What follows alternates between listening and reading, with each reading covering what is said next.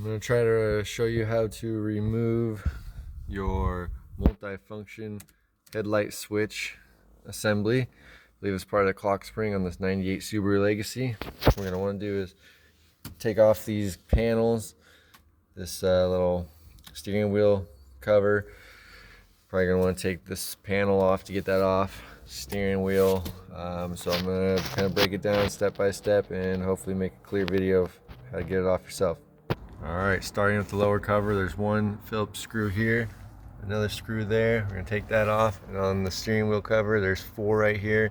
We're going to remove those and keep going. Alright, and just like I thought, you can lift this up, but you can't clearly get it out of your way. So I'm going to remove this dashboard cover.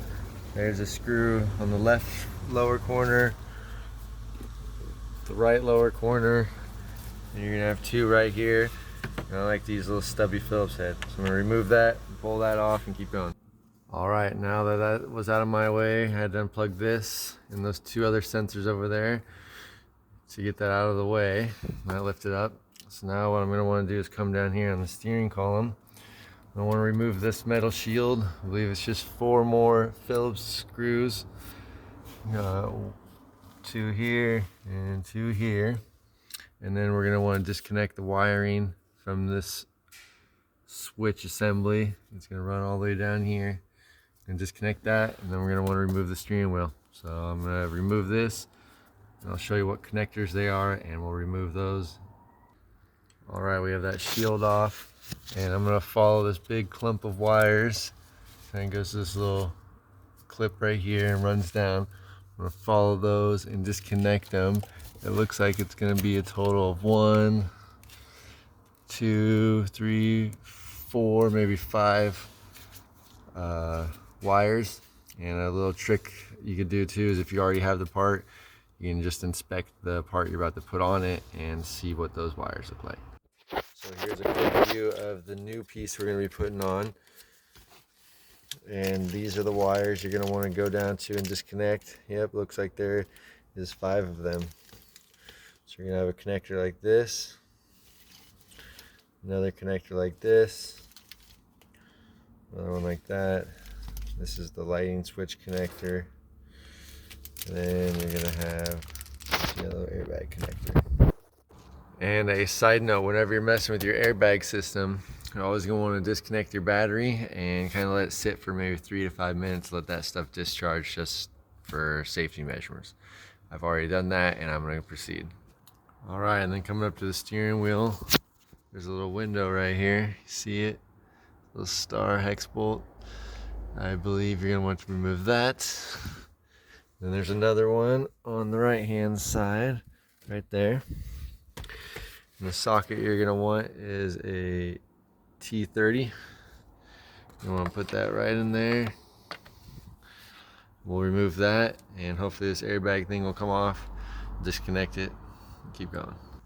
Alright, we got those screws, bolts out. Lift up, pull this back. This is what you'll see.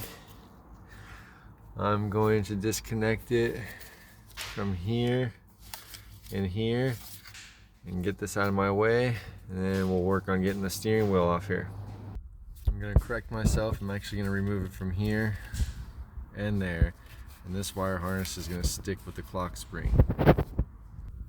Alright, now that we've got that out of our way, we're going to want to remove this nut, and we're going to work the steering wheel off of here. I'll let you know if we need a puller or if it'll come right off. Another side note for these yellow connectors, with this, I found out that you want to push down on this tab and then slide this back. It makes it a lot easier. So I'm going to remove that nut, and hopefully won't have to fight the steering wheel, but if I do, I'll show you how. Alright, we got that nut off there. There's this nut and 2 washers. It's a 17 millimeter. Set these down. And this thing was on there tight, but I kind of just grabbed it at the 1 or 12 and 6 o'clock position, kind of shook it back and forth, and then grabbed it over here and here and kind of kept shaking. I was able to work it loose. So now it's going to slide right off here. And now we see our clock spring and our multifunction switch assembly. And I believe there's a screw here and a screw here, and this thing should come up and move forward. So I'm going to remove those screws and hopefully get this thing in my hand. All right, after having to pull that wire harness through that little bracket right there, got it in my hand. And you should always make a note of, make a mark on your steering shaft with your steering wheel, just so you know you always put it back straight. Another note to mention, and I'm going to put the new one on, reverse this process, and hopefully this was the correct diagnosis and pinpoint why his marker and tail lights and license plate lights were not illuminating like the last video. So I'm going to finish this installation and have a quick activation of the circuit and see if it's functioning properly again. Thanks, guys. Alright, I thought I also wanted to discuss centering your clock spring in case that was an issue for anyone. The manual says to turn this thing clockwise until it stops. So we're going to go clockwise until it stops. And right here is basically where it stops until I try to force it. And then it says to go counterclockwise about 2.5 revolutions. So we're going to go, there's a half, 1 revolution, 2 revolutions, and my mark should line up there, and we're centered. Alright, so after centering the clock spring, putting it through here, and kind of dry fitting my steering wheel, making sure the alignment marks are up, you can kind of peek in this window right here at this black arrow and kind of see that it lines up with the other mark. There it is. So they line up for me, and that's how you can kind of check to make sure you're still centered. And I'm going to put this 17mm nut on, torque it all down, and I'll show you the end result.